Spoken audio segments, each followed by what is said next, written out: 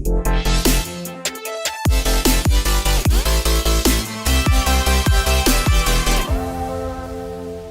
and welcome to this week's episode of The Other Side Interviews. I'm Damian and Coory, and this is our weekly interview show which streams every Tuesday night on ADH TV at around 6 p.m, then up on demand for you afterwards. We're also on most podcast platforms at The Other Side Australia.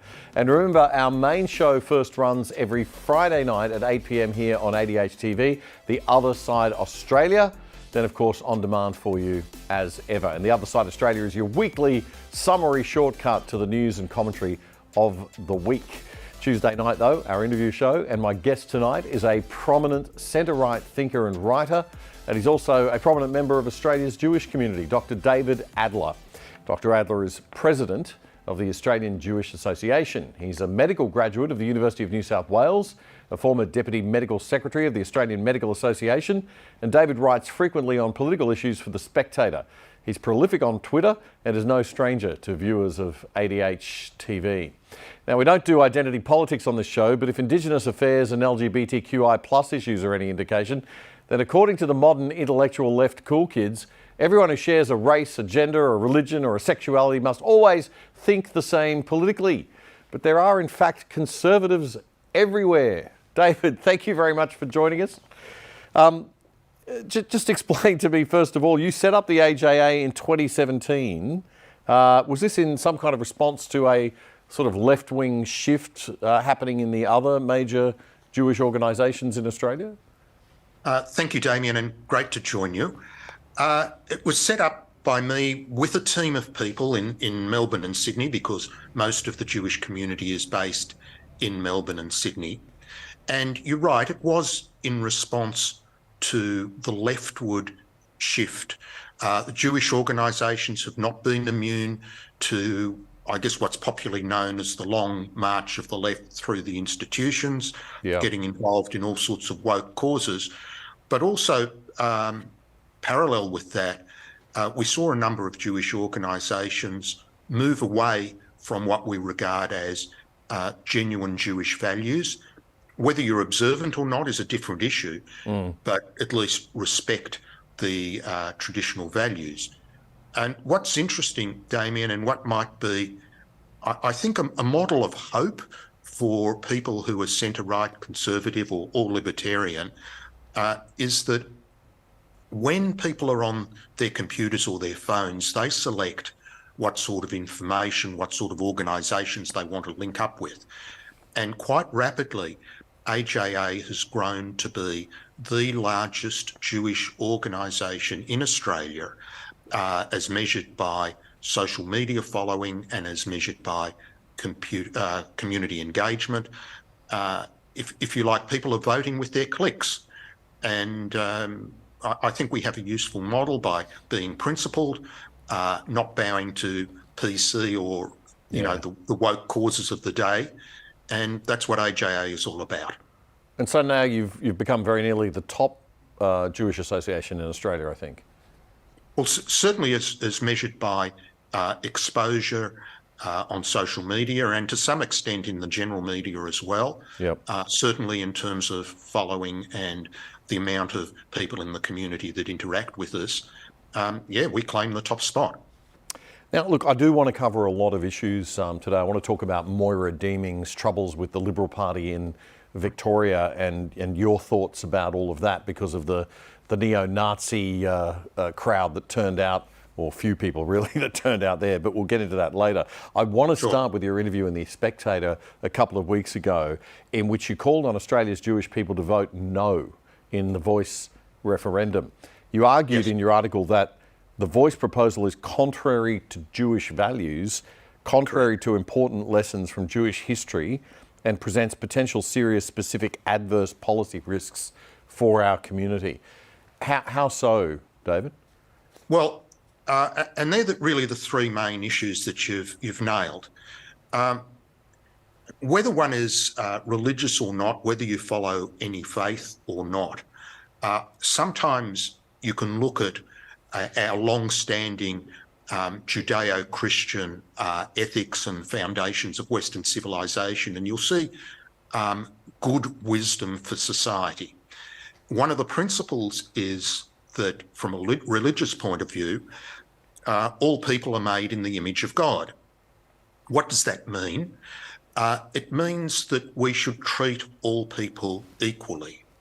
It means all people should be regarded as equal value in a society.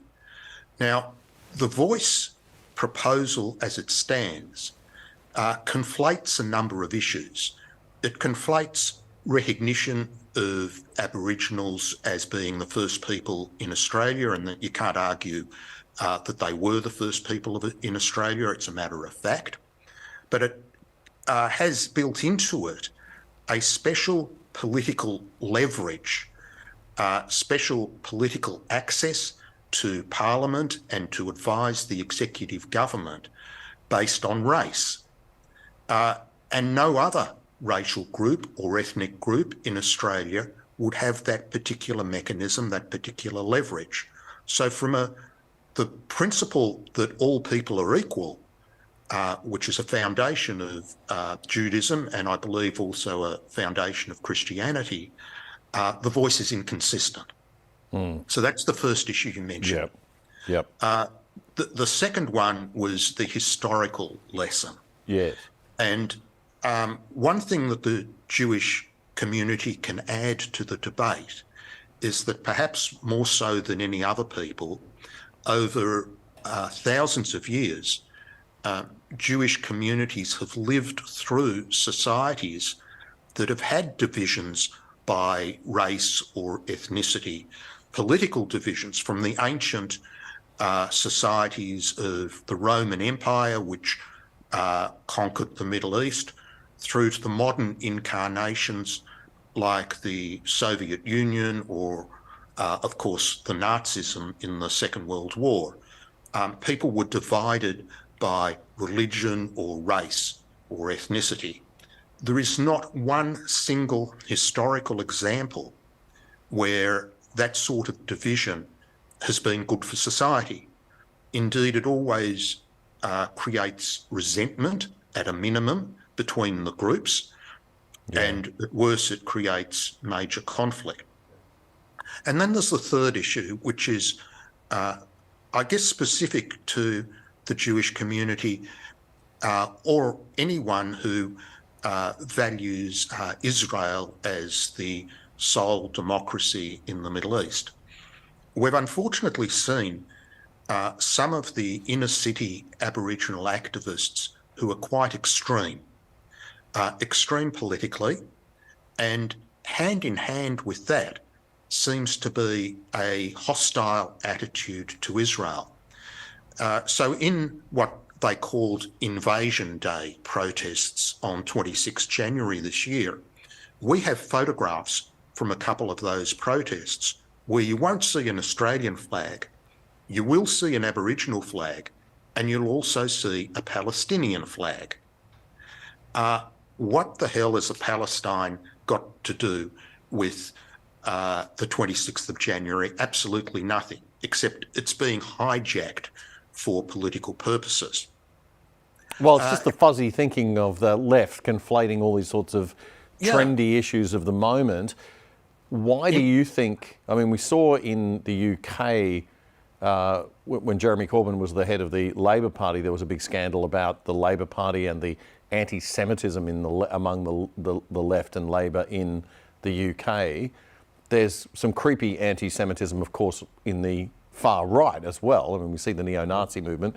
But what is the essence of that sort of point of view? Why is the left so enamoured with the Palestinian cause at the moment rather than the Israeli cause?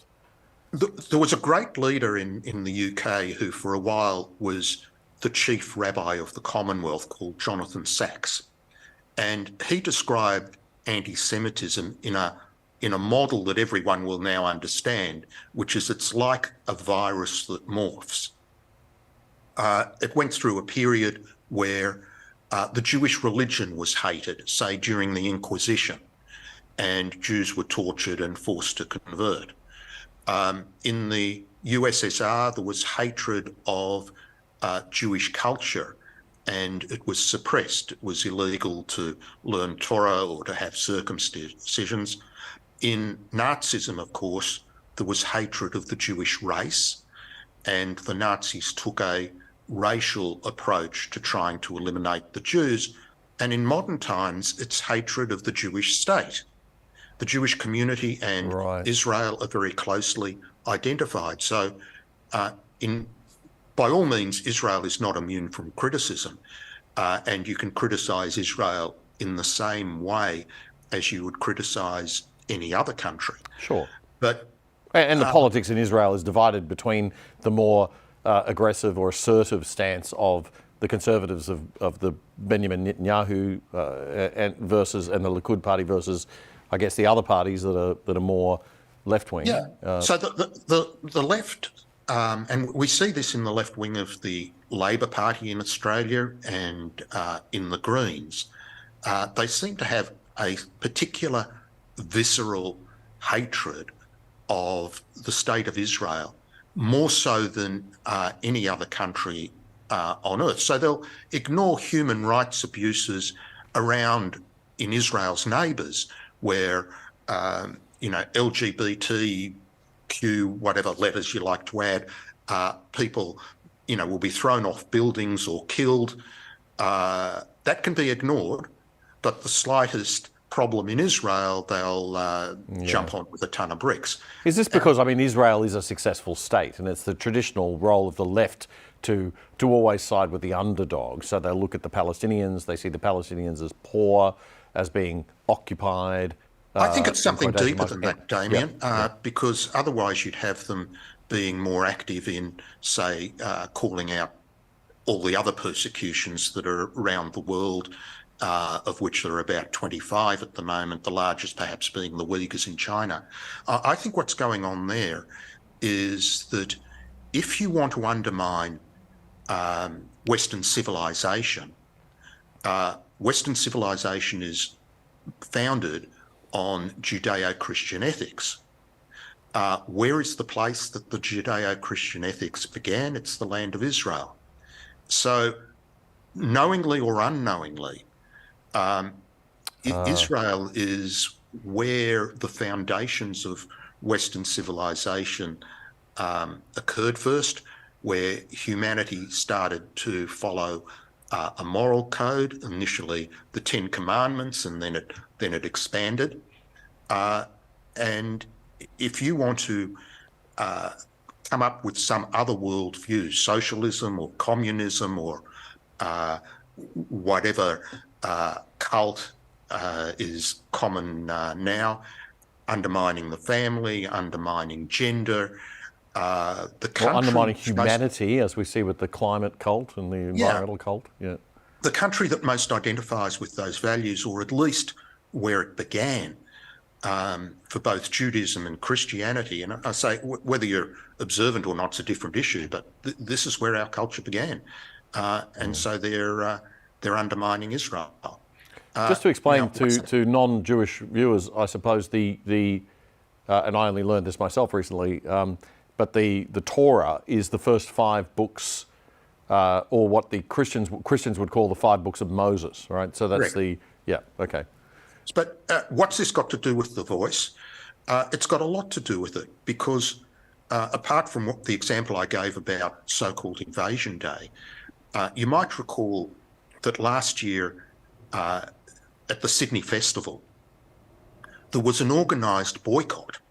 So this is not just theory. We've seen it play out in Australia, because one of the acts for the Sydney Festival last year attracted some small sponsorship from Israel, happened to be a left-wing guy, a dance choreographer who was booked for the festival. And the Aboriginal activists, the sort we were talking about, joined the boycott. They pressured the Aboriginal artists to boycott. Most of them did. Most of them succumbed to the pressure. I had a conversation subsequently with someone who we regard as a moderate Aboriginal leader, Warren Mundine, and he told me that the moderates in the Aboriginal community were surprised that it had infiltrated to this extent. So it's not theory, it's happened. And so our concern is that with no restrictions on what the Voice can advise the government about, there is a considerable risk that in the near future, if the Voice was successful, and hopefully it won't be, they could advise the government to take steps that are anti-Israel, whatever, recognising a non-existent state of Palestine, ignoring the terrorism, whatever they like, and the government would have to seriously consider that advice. The leverage of the Voice can be used for anything, and that is the third risk, and that's the specific risk that applies to the Jewish community, because demonisation of Israel is linked to anti-Semitism. It's because the identity is the same. Right. So the Voice proponents keep saying that they will not extend, scrutiny or control or advice over laws that don't affect only Aboriginal people, that they only want to be associated with laws that affect Aboriginal people.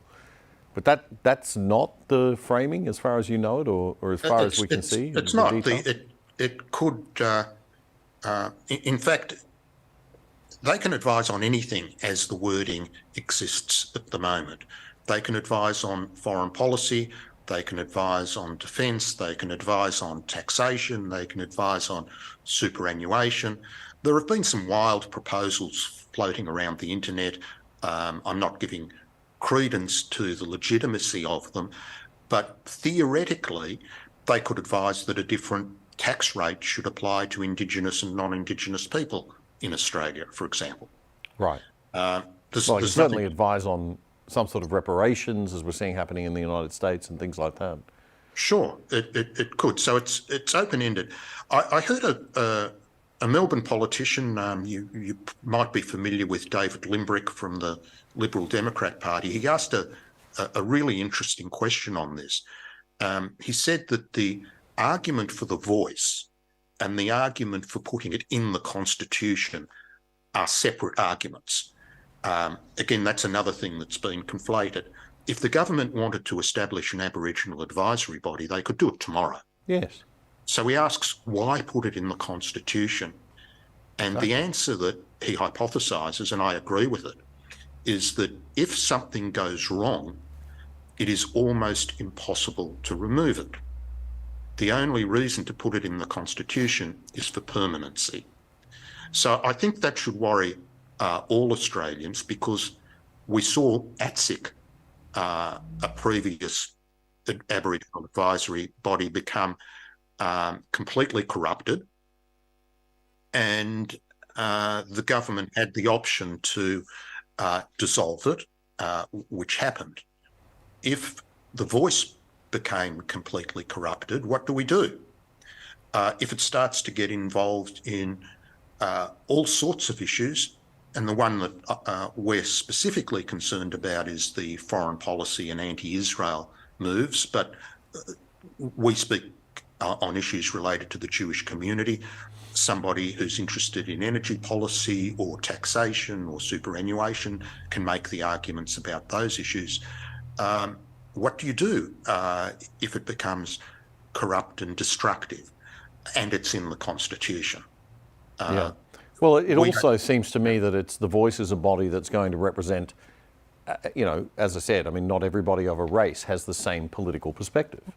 And I don't think you're going to see diversity within the Voice community or the Voice itself, a political diversity. It will always lean green left, probably. Damian, let me give you one more anecdote. I have a friend of mine who's a Syrian refugee. Nice guy, well qualified, professional engineer, working in Australia, Christian, and he left that part of the world because there are parts of the Middle East where Christians are persecuted.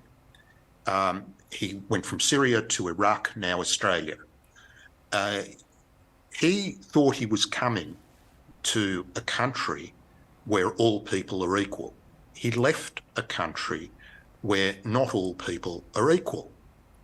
Yeah. Now, sad. he's now worried. What's happening to Australia's democracy? Yep. Is he not as equal? He's gained his citizenship. is he not as equal as everyone else under the Australian Constitution? Well, today we can say, yes, you are equal. If you're an Australian citizen, you've got equality. But if we start creating a racial division, then we're preferencing one group in terms of political influence over the rest. And from his experience of having come through the refugee process from an area where there is a distinction between one type of person and another based on religion or race, he's shaking his head and saying, how on earth can Australia even contemplate this? Now, let me throw something at you from the sort of, the conspiracy theory, right-wing conspiracy theory bucket, because we get a lot of that. I get a few emails and notes and things. One theory suggesting that the Jewish community has an interest in The Voice succeeding because it cements a fundamental Indigenous right to land in international law, or it would be another step in international law. Is that just a crazy idea, or do you see any sort of, among perhaps the Jewish left, do you see any sort of credence in that philosophy, or is there any desire to use The Voice for those ends, to promote the cause of Israel? Absolutely not. I've not seen any of that. Zero. Okay, so that's just silly. The legitimacy of Israel is based on ancient and modern tools. Obviously the biblical side of it. We know that the children of Israel, after the Exodus, were led by Moses and then Joshua into the land of Israel. We know where the 12 tribes settled. We know King David and King Solomon having the kingdoms of Israel there. There's enormous archaeological support, hard evidence there. In modern times, under modern international law, what we rely on is that the Ottoman Empire was defeated in World War I, and there were a number of legitimate legal processes which divided up the Ottoman Empire that led to the establishment of Lebanon, Syria, Iraq, Jordan, Israel. And as far as Israel is concerned, there was the Balfour Declaration, the San Remo Conference, the UN resolutions. There is a whole body of international precedent and law upon which Israel relies. What happens in Australia is, the footnote of a footnote. It would not have any influence on Middle East politics at all. Okay, so it's a conspiracy theory, and a silly one. It's nothing. I think that, but it does raise the broader question, Damian, of why are there some prominent people in the Jewish community who are supporting The Voice? I mean, we're the largest organisation saying no, but I've got to acknowledge that there are some saying yes.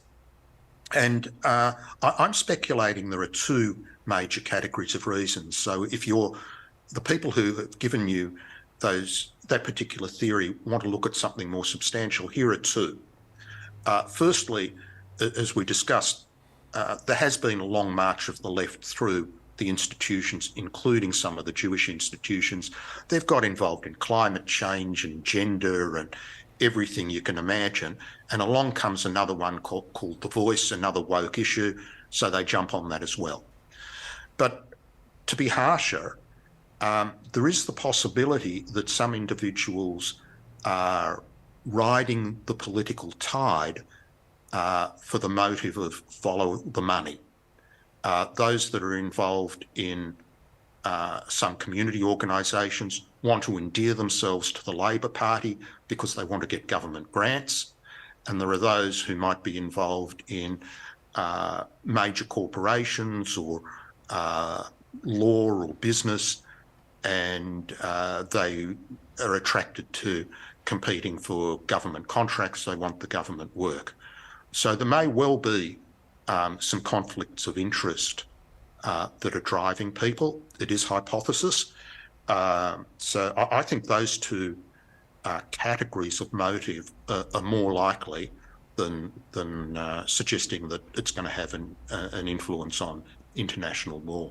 Right, or any question of the ethics of or entitlement to a homeland, in a sense. Yeah. And it's been well established and tested, and Israel's accepted as a member of the United Nations, although that body causes a lot of grief, and has trade agreements with numerous countries and diplomatic relations with the bulk of countries on the planet. It's not an issue. No. All right. Look, this is the other side. We've got a little bit of time to chat, and I wouldn't mind, just as as a non-Jewish Australian, understanding a little bit more about Israel and Palestine. It's a conflict that never seems to end. Will we ever see it? And we're seeing the latest iterations of it now with some pretty sad stuff going on. But what is the main argument against the Palestinian position that that this is our land as they see it, and that Israel has occupied Palestine? I mean, what is the main position against that? Let's be clear. There has never, ever been a country or state called Palestine. There has been an area. When the Romans conquered the area, in order to rub salt into the wound, they renamed Judea, as it was then known, as Palestina, which was a play on the old biblical enemy of the Philistines. Right. And that carried forward when, after World War I, when the Ottomans were defeated, the British had a mandate of Palestine. In other words, a mandate to manage the area. It was not a country or a state. There were no Palestinian people at that time. There were Arabs and Jews. Indeed, if you called an Arab a Palestinian in that era, it would have been regarded as an insult, because the Jews were regarded as the Palestinians. It was only in 1964, on the advice of the KGB, that Yasser Arafat claimed that there was a Palestinian people. So there is no claim, there is no history. You will find zero examples of in a region which has been subject to turmoil for thousands of years. There is not a single battle of Palestinians versus anyone, because it didn't happen. It didn't exist. So under international law, the mandate of Palestine was established to create a homeland for the Jewish people. Most of it was given over to Jordan, which was supposed to be the Arab Palestine, and west of the river was supposed to be the Jewish Palestine called Israel. It does have a very long and complicated history. Yes, but you've got the Six-Day War and then everything after that. But it's great fun to for those interested to delve into it and debate it. But for the average person, they'd probably go cross-eyed listening to it. Yeah, well, and it's been many, many, many decades, and I guess all people really want to see is peace and an end to killing, and we're seeing some quite aggressive actions. I mean, Israel's taken very assertive action, and there's grounds for that. You're dealing with terrorism on a level that Australia can't imagine. Yep. I mean, we had the Lint Cafe in Sydney, where a single Islamic terrorist held siege for a while, and 2 people died, and everybody thinks that was a terrible event of Islamic terrorism in Sydney, and it was. But in Israel, there are hundreds per year. Right. And the Islamic Jihad organisations, whether it's Hamas, Hezbollah, Palestinian Islamic Jihad, they have been indoctrinating their children with hatred, with anti-Semitism, with violence. If you want to go to paradise, you kill Jews and that'll give you a direct route. It has been 2 generations of young people completely indoctrinated into this. And Damien, I'm not optimistic about peace with the Arab Palestinians anytime soon, because if there was a change of heart, it would take 2 generations to wash through. But that doesn't mean that important progress can't be made. And we saw under the Trump administration, the Abraham Accords, when 4 Arab Muslim countries entered into normalisation, if you like, peace deals with Israel. Huge step forward, the biggest in a generation. And I think it is a disgrace that the people involved in that did not get the Nobel Peace Prize. Well, they're not woke, David. You can't get the Nobel Peace Prize unless you're woke. Yeah, you actually do something productive, you're not going to get it.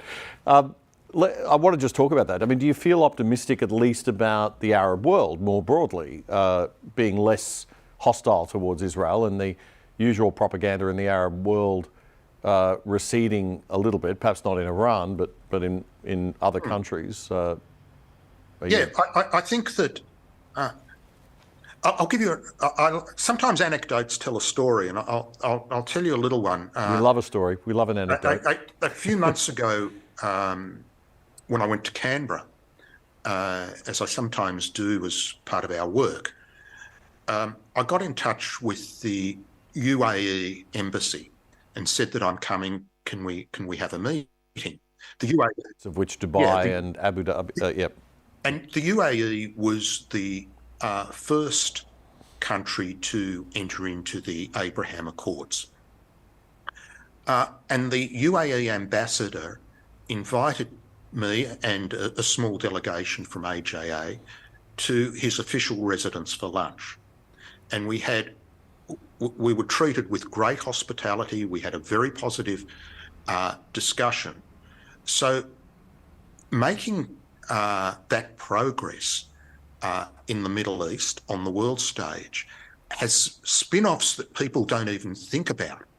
That, a couple of years later in Australia, there is contact between the Jewish community and an Arab country on a level that would have been inconceivable a few years prior. Yeah. So, I think that those who want to establish normal, peaceful relationships, there is cause for optimism. The fundamentalists, those that are driven by, the harsher end of Islam, who want to establish a caliphate or believe that Jews are the most evil of creatures created by Allah on earth. We have some problems, but that's why Israel has to be strong. Middle East is not like sitting in Australia where compromise and negotiation and it is how you solve problems. What is respected in the Middle East is actually strength, and strength brings peace.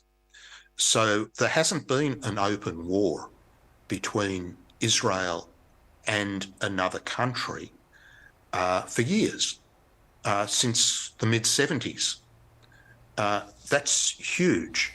Yes, there are lots of little terrorism problems and sometimes big terrorism problems to deal with, but there is not a single Arab army at this stage which would attack Israel, or vice versa. Now, Iran threatening nuclear obliteration is a different category. The role of America is really important.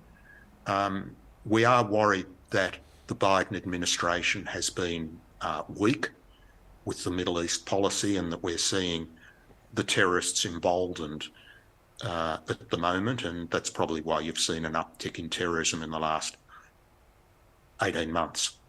All right. Well, thank you for discussing that, and we'll come back to Australia now. Good. And any complaints or questions or comments on that you'd like to send in, please send them to David and the Australian Jewish Association rather than the other side. It's always a hot topic, and we get a heck of a lot of mail when we cover it. But David, just coming back home, why do you? I want to get onto the Moira Deeming thing. So just to explain for people what went on there, Moira Deeming was elected as a Liberal Party member to the upper house, the Senate-like chamber in the State Parliament of Victoria, the Legislative Council. We don't have one of those in Queensland. New South Wales has one. The upper house of Parliament.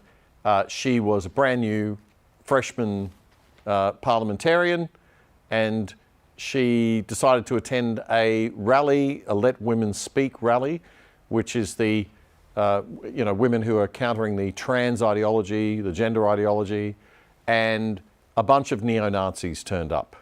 Correct. And started doing Hitler salutes and neo-Nazi horrible things, and then she was subsequently chastised by the party and then ejected from the party and all sorts of things as a result of that. Now, let's deal with the neo-Nazis first. Assuming these were genuine neo-Nazis, and I think we can establish that they were, right?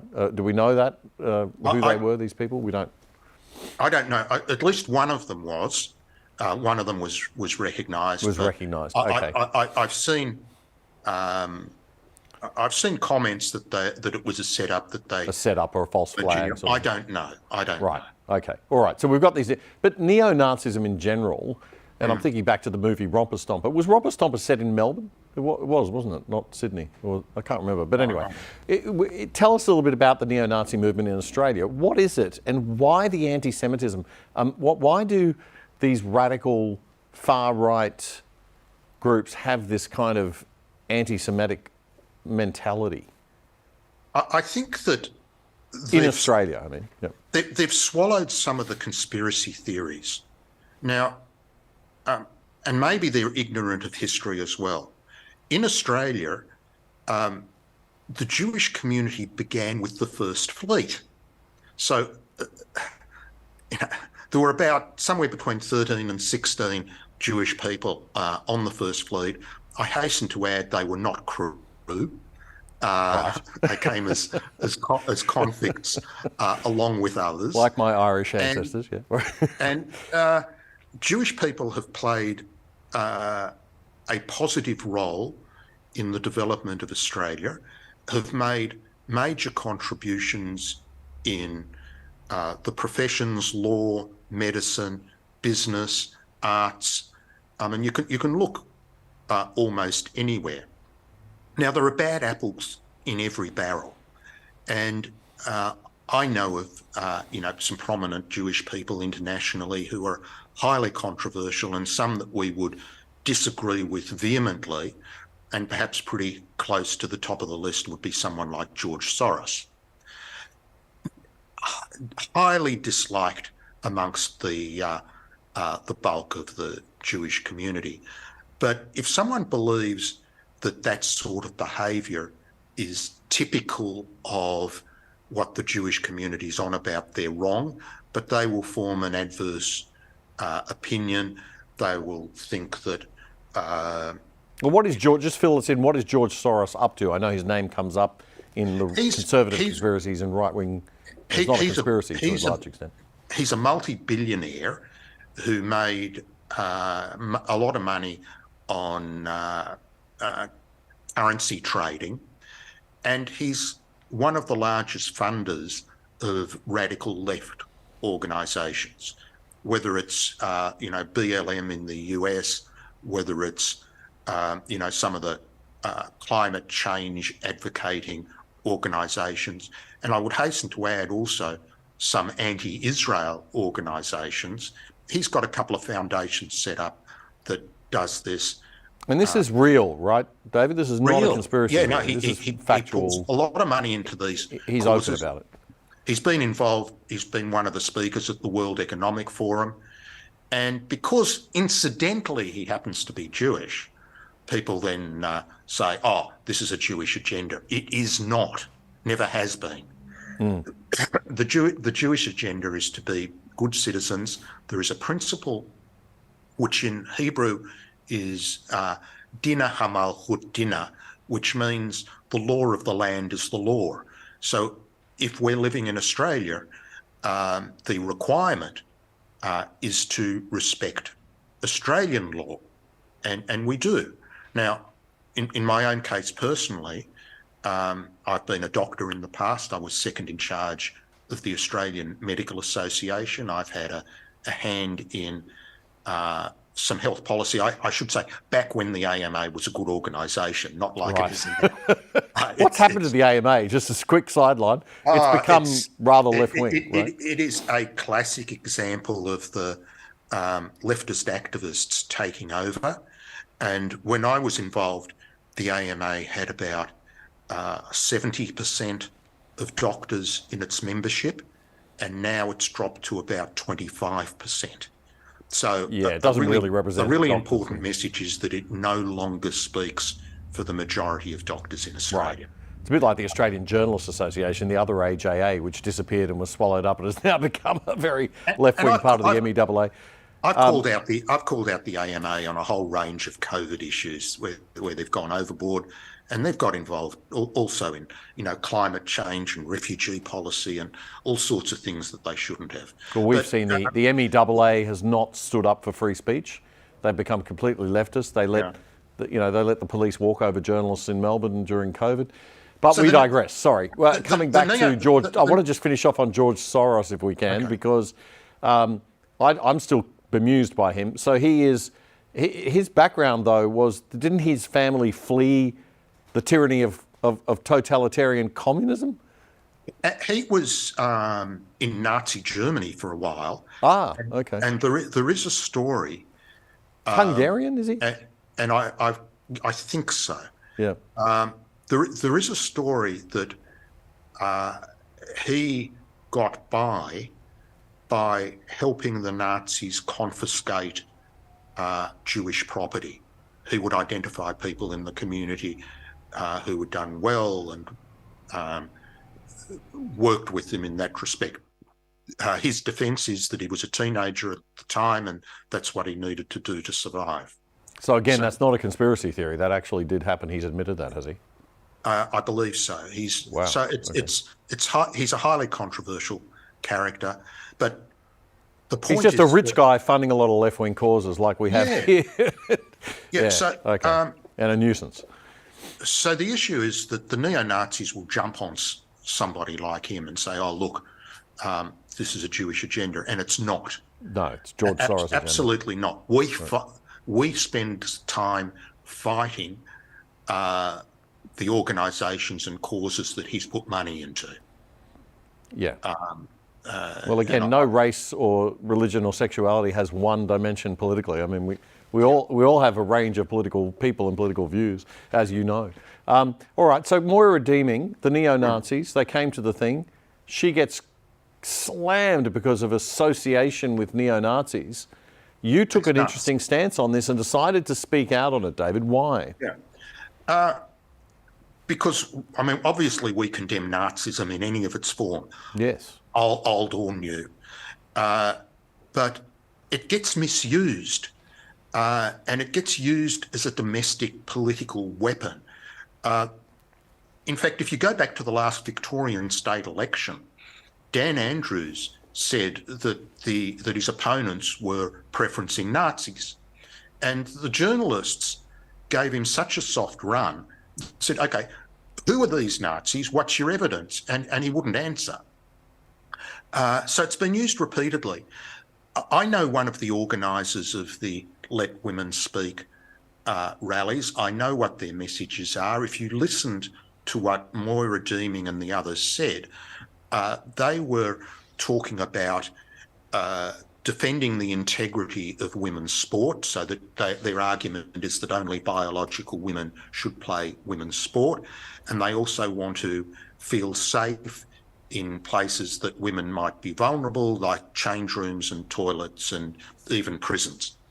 And they're arguing that men who think that they're women should not be participating in those things or into those spaces. So they have a rally. They have a prominent British speaker come out.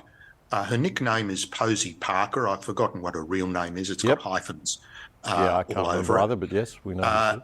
And along comes 15 to 20 guys, clearly coordinated, dressed in black shorts, black T-shirts, most of them wearing black hats and most of them wearing masks. And what was really peculiar initially was that the trans counter-protest was held back by the police, but these neo-Nazis were waved through. And there are videos of that. And we said, this is very odd policing, what's going on? They're doing their Heil Hitler salutes, which they repeat on the steps of the Victorian Parliament. After the rally was over, I get a phone call from one of the organisers, absolutely distressed that their rally had been crashed. And the politicians and mainstream media immediately say that these women are Nazis or associated with Nazis or have Nazi sympathies. That doesn't reconcile at all with their messages. It's complete bunkum. And so we were saying, we stood up for the women and we said, as a Jewish organisation, we're best placed to deal with the issue, that whatever you think of the argument that the women are making, whether you agree or disagree with those arguments, they have zero relationship with Nazism. Yes. And we object to Nazism or the Holocaust being used for domestic political purposes. Good. And we saw Dan Andrews do that. And to their shame, weakness and disgrace, we saw the Liberal leadership jump on it as well. And very quickly, the Victorian Liberal leader, John Pursuto, said that he couldn't be associated with someone who had I've forgotten the words he used, but was in turn associated with neo-Nazis. Oh, it's just complete political bunkum. It is. If you use that standard that was used in that Melbourne meeting, then no politician, no public figure can turn up to a public meeting because some obnoxious characters might turn up and all of a sudden you're associated with those obnoxious characters. But the irony is we have a woman being shut down from putting her position to protect women's rights. It's the modern left. It's the absurdity of the modern left, the ironies and the paradoxes and the perversion of the thinking of the modern left, of distorting traditional civil rights. And now, Damian, I'll tell you one thing further. It's possible that there'll be legal action involving Moira Deeming and John Pursuto. I have publicly communicated to Moira Deeming that in the event that there is legal proceedings, I am prepared to be a witness on the neo-Nazi smear issue. Good. Because, it's nonsense. The messages that were being delivered at the rally that the women were trying to articulate have nothing to do with Nazism. And their meeting got crashed. Okay, anybody's meeting can be crashed. One thing that concerns me, David, more broadly, is the use by the left of this domestic terrorism, domestic neo-Nazis. We have to, how you would know better than anybody how bad and risky the problem is. Do we have a far-right neo-Nazi nutter problem in Australia as far as you see it? We do, but it's relatively small. I've had the benefit of briefings from police and ASIO. It has been growing. There's a lot of it online. In reality, there's a group in South Australia. There's a group in Victoria. There are a few isolated individuals. They tend to make graffiti on buildings. or put up posters and stickers. The number one terrorism threat in this country remains Salafi Islam. That has been identified in a number of the recent annual reports of ASIO. So from a Jewish perspective... So what is that? Just define that for us. It's a radical stream of Islam. I mean, we have seen people in the western suburbs of Sydney where there are Islamic gangs having a go at each other, shooting each other. Is that terrorism? Well, sort of. And our authorities have been very good at intervening in planned terrorism before it occurs. Of the people locked up in Goulburn Supermax, which is where the terrorists end up, about 95% of them are motivated by Islam. Right. So that has traditionally been the top the dominant problem, not radical extremist Islam. Yeah, for physical terrorism. Now, that doesn't mean we should be complacent at all about the neo-Nazi type. And of course, it's easier politically to deal with that. So we see the state governments wanting to ban the swastika and the Nazi salute and these sort of things. Okay. But education is really important. Yeah. And I don't think they've done enough. Well, that would be dealing with the real problem as opposed to dealing with the virtue signaling symbolism side, which wins them more, votes from the touchy-feely side of the left. Damian, you know the saying, if you don't learn the lessons of history, you're bound to repeat them. Yeah. Yep. So we need to teach history properly because it does contain important lessons, so that some of the problems aren't repeated. So we need to take action against the neo-Nazis. Obviously, I don't know any credible person who supports neo-Nazism, but there are a number of potential sources of anti-Semitism. You mentioned the political left. We've discussed that. There's Islam, and I'm going to give you one that no other group will call out as well. Well, we love an exclusive, so yeah, go ahead. There is within the Jewish community some extremists, if you like, Jewish anti-Semites. Just because you're Jewish doesn't mean you can't hate other Jews, and we do see it. It is unfortunate. Some of the most unhinged critics of Israel, and I'm not talking about ordinary political criticism, but just unhinged criticism, comes from within our own community. We also see criticisms of the practice of Judaism, etc. So that's something we have to deal with. Yes. But if you want political correctness, you're talking to the wrong person, Damien. No, that's fine. It's good to know the truth and reality. We don't get enough of it these days. Speaking of which, the ABC and its coverage, we have discussed this privately before. Tell me a little bit about how you perceive the way that the ABC covers the Israel-Palestine conflict in particular. Highly, highly biased. Indeed, our organisation in the last few weeks, we don't respond to many of the items on the ABC because there are just too many examples. But we took issue with two of them recently where they don't identify the people involved as terrorists, even though they might be members of the Al-Aqsa Martyrs Brigade or Hamas. And so they'll report the IDF killed 3 Palestinians. That will be the ABC report. And anyone who doesn't have any more information will think, oh, well, there we go. Israel's gone and shot a few Palestinians for some reason. They leave out that this was a targeted anti-terror operation in an area which has generated over 50 terrorist attacks this year.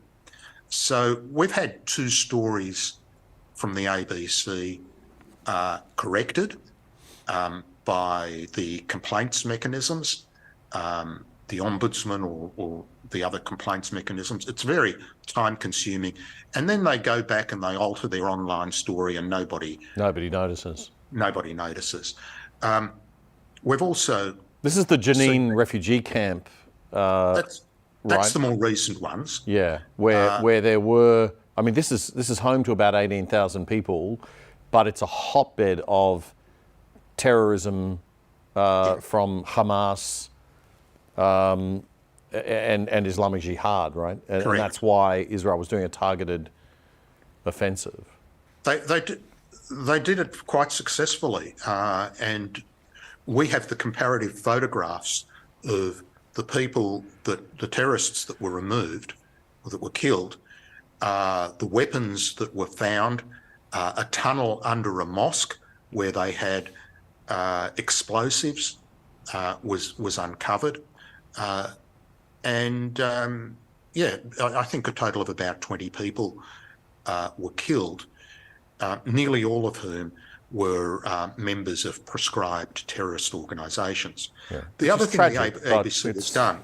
Horrible reality. Sometimes there's a breakout of conflict between Israel and Gaza. And I've seen ABC TV coverage where they will show the effect that the IDF, the Israeli Defence Force, has had on bombing the rocket launch sites in Gaza. And sometimes these rocket launch sites are in residential areas or next to schools on purpose. But what they leave out of their coverage is that this was in response to 100 rockets fired into Israel, and they never show the effect of the, fortunately the Iron Dome takes out 90% of them, but occasionally some get through and cause destruction in Israel as well. Well, look, I think, that the ABC's bias is well known, and it's known as primarily the bias of omission.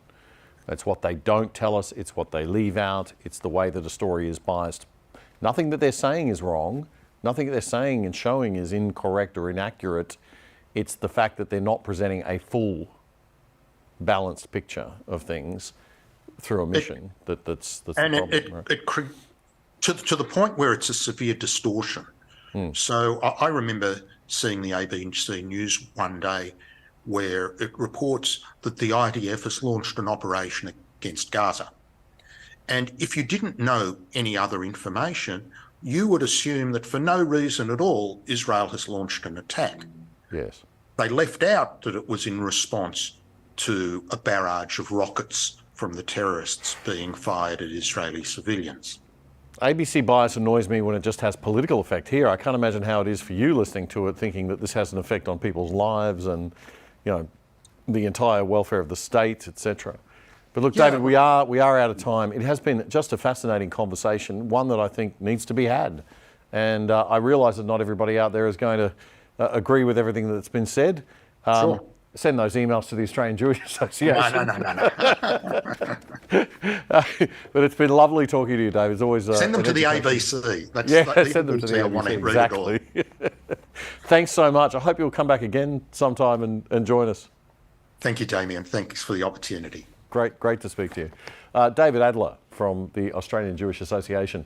And that is the end of this episode of The Other Side Interviews. Don't forget, we're up every Tuesday night at 6 p.m. We first stream on ADH TV. And our main show, The Other Side Australia, our weekly news and commentary summary show, is available every Friday night at 8 p.m. on ADH TV. And of course, thereafter, as is this show, on demand for you to watch anytime you like. Our back catalogue of shows is there, so please do dig in.